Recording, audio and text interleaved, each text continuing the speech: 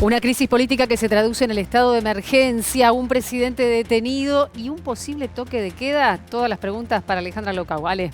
Sí, así es. Las medidas que se tomaron ayer en una actualización de lo que es esta crisis en Perú que tiende a agravarse día tras día. En principio podemos decir que las manifestaciones continúan, se agregó un nuevo muerto, estamos hablando de la ciudad de Arequipa, lamentablemente un joven de 18 años. Fíjate que las víctimas de los 8, la mayoría son jóvenes de entre 16 y 18 años. Eso es un dato a tener en cuenta porque el gobierno simplemente, también a través de los medios tradicionales, los trata de terroristas cuando las manifestaciones, por lo que vemos, son totalmente masivas, ¿no? Estamos hablando hasta el momento de al menos 7 personas fallecidas, ¿no? 8 muertos confirmados. 8 en total. Sí, 8 muertos confirmados son los que hay hasta el momento. Eso en principio. Después el tema del estado de emergencia. El estado de emergencia es una medida que se aplica, bueno, cuando hay una situación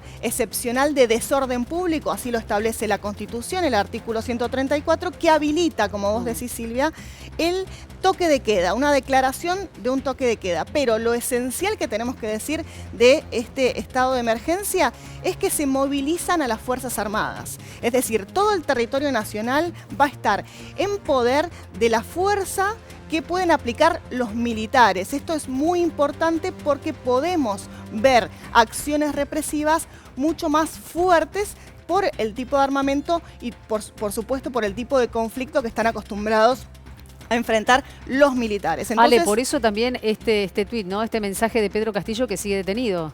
Sí, y ese es el tercer tema a evaluar, que bueno, ayer decíamos que Castillo había anunciado que iba a ser liberado porque se cumplían los 7 días de prisión preventiva.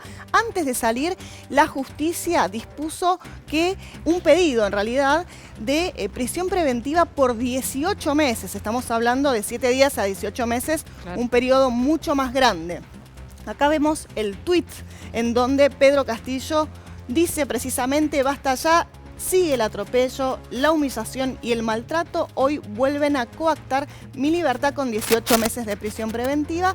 Y ahí está el dato que pide la intervención de la Corte Interamericana de Derechos Humanos, que interceda por mis derechos y los derechos de mis hermanos peruanos que claman justicia. También el presidente colombiano Petro decía: una persona sin defensa, porque también hay dudas de que ya no tiene defensa Pedro Castillo, y esta es la situación cada vez más grave que se vive en el país. Sabes que no es un dato menor, porque debajo podemos ver la parte superior de la esquela que siempre escribe a mano, como bien nos decía ayer Ale Locau, Pedro Castillo, desde el lugar donde está detenido, y la hoja es de la FEDCUT, que es la Federación Sindical. Sí, ese no es un dato menor. Es un anotador de la Federación Sindical donde él escribe diariamente la situación que está atravesando a título personal, pero también la advertencia sobre lo que está ocurriendo en su país, en Perú. Claro, así es. Muy buen detalle, porque también la federación, es decir, los sindicatos de trabajadores, los sindicatos también y asociaciones campesinas, los famosos ronderos campesinos, también los trabajadores